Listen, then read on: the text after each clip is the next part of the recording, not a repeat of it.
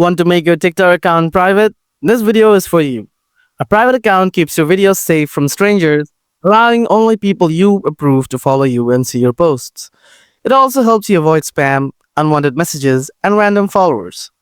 Let's set it up on your Android phone. First, open TikTok and tap on your profile icon in the bottom right. Then tap the three line in the top right corner and select Settings and Privacy. Now go to Privacy. Under the Discoverability section, toggle on Private Account.